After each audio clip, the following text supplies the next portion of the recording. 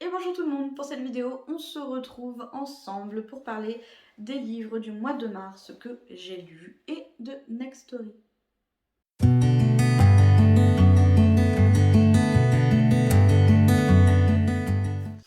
Alors, je vais commencer par vous parler, j'ai des deux BD que j'ai lus ce mois-ci, j'ai pas beaucoup lu. Je n'ai lu que 3 livres, dont 2 BD. La première BD, si je retrouve le nom, c'est Les Sœurs Grémillet.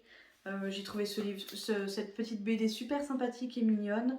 J'ai pu la lire directement sur Nextory, une application. Donc pour ceux qui ne connaissent pas, Nextory, c'est une application où vous pouvez donc lire des livres audio ou lire des livres sur votre téléphone, des BD, des journaux, ce genre, enfin de la littérature dans tout ce que vous voulez, divers et variés. Pour l'instant, je l'ai depuis seulement une semaine, donc j'aurais du mal à vous faire un grand retour là-dessus, mais ça m'a l'air plutôt bien. J'ai payé 9,99 € par mois. On a les 15 premiers jours qui sont gratuits. Et ensuite, donc, on passe à 9,99 € par mois. Je sais que vous pouvez avoir enfin, plusieurs promos en passant par des youtubeurs comme Nina Quill ou La Bouquinade. Je crois que vous pouvez avoir 45 jours gratuits au lieu des 14 qui sont de base offerts. Voilà, donc n'hésitez pas à vous renseigner parce que je trouve vraiment cette application plutôt sympathique et bien faite. On ne trouve pas tous les livres que l'on veut, toutes les dernières sorties, ça non, on ne trouve pas forcément. On en trouve beaucoup, mais pas tout, donc des fois on peut rester un peu sur la fin, mais je vous conseille quand même de vous intéresser à ça. Ça peut être un moyen de diversifier vos lectures. Vous êtes en voiture, bon bah vous pouvez peut-être lire sur votre téléphone ou vous pouvez écouter un audiobook pendant les transports. Enfin voilà, ça vous évite en vacances de prendre toute une valise de livres comme j'ai eu déjà fait. Et alors qu'en règle générale, je n'en lis qu'un seul, mais c'est dans le doute, mieux vaut prendre une valise. Voilà, donc pour l'histoire des sœurs Grémillet, donc là on va suivre 2 sœurs, Sarah l'aînée, Cassiopée et Magda la petite dernière.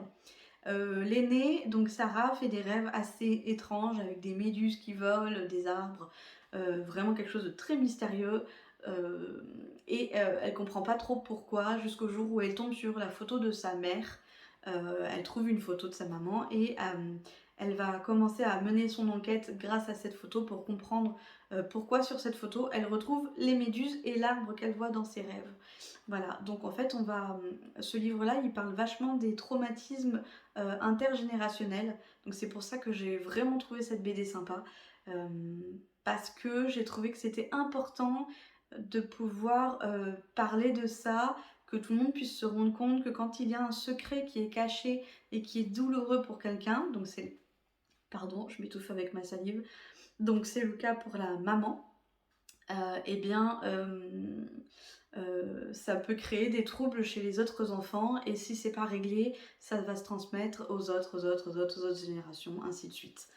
Voilà, donc vraiment très sympa comme petite lecture, mignon, attendrissant, touchant, je vous la conseille à 100%, ça fait pas du tout BD d'enfant ou quoi que ce soit, non vraiment j'ai trouvé très très bien. Voilà, je vais vous mettre la petite image juste là, normalement, c'est pas là, normalement c'est là, on verra. En deuxième, toujours sur Nextory, j'ai lu le Manoir des Murmures, que je vais vous mettre l'image juste ici aussi. Donc j'ai lu le Manoir des Murmures. Alors j'ai pas du tout aimé les illustrations, malheureusement, je les ai trouvées très flippantes et moches. Désolée pour c'est sûrement fait exprès que les personnages aient ce genre de physique, mais ça m'a déplu. Moi je crois que j'aime les choses un peu plus mignonnes et touchantes. Donc là c'était assez spécial. Sinon l'histoire en elle-même était plutôt bien. On parle, on parle d'une jeune fille qui arrive dans un centre genre hospitalier et qui se réveille, elle a plus du tout de connaissances et puis petit à petit des choses lui reviennent comme quoi un monstre aurait tué et attaqué et tué ses parents. Et donc on va suivre cet enfant pour savoir ce qui se passe. On comprend que c'est un virus qui, en fait, ce n'est pas un monstre qui tue, mais c'est un virus qui transforme les humains et après ils se tuent entre eux. Et donc on va essayer de comprendre si elle est infectée ou pas, qu'est-ce qui va se passer. Je crois qu'il y a plusieurs tomes, là je n'en ai lu que la première BD et je ne sais pas si je lirai les autres ou pas, bien que ça puisse être intéressant. Je peux pas trop vous en dire sinon je vais vous spoiler toute la BD, mais là c'est ambiance terreur, horreur, spooky à fond fond fond. Donc si c'est quelque chose qui vous plaît, surtout n'hésitez pas. Et en dernier livre, donc cette vidéo va être un peu courte parce que je n'ai pas beaucoup lu ce mois-ci. Donc vidéo courte, voilà. Donc le dernier livre que j'ai lu, c'est Campus Driver, juste ici, que je n'ai pas aimé à cause du slow burn de la romance. C'est-à-dire que le moment où la romance prend vraiment tout son sens arrive pratiquement à la fin du livre et c'est ce qui m'a gênée. J'ai besoin que les choses aillent un peu plus vite, durent un peu plus longtemps, voilà. Vous avez pas mal de scènes olé olé là-dedans, donc si vous n'aimez pas ça, faites attention. Donc dans ce livre, on parle d'un jeune homme qui s'appelle Donovan, qui fait partie des Campus Drivers, donc de ceux qui ont créé une application pour transporter dans leur belle voiture des jeunes filles de leur université pour qu'elles se déplacent d'un point A au point B de l'université, puisque celle-ci doit être a priori très grande. Voilà, je me répète un peu puisque j'en ai déjà parlé une ou deux fois dans d'autres vidéos.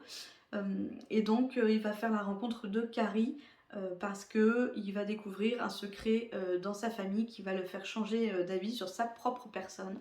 Il va décider qu'il doit changer et devenir un meilleur petit copain, et pour ça il se tourne vers Carrie qui elle est fan de romance, et donc pour lui c'est la seule personne qui est capable correctement, enfin qui est capable de lui dire comment il doit faire pour être un meilleur petit copain. Donc voilà, il va la voir. Est-ce qu'elle va accepter ou non? Comment leur échange va se passer? Tout ça, il faudra le lire pour le savoir. Chaque tome de celui-ci parle d'un des campus drivers. Ils sont 4. Donc pour l'instant, je sais qu'il y a 4 tomes, mais il me semble qu'il y a un 5e qui va quand même sortir. Voilà!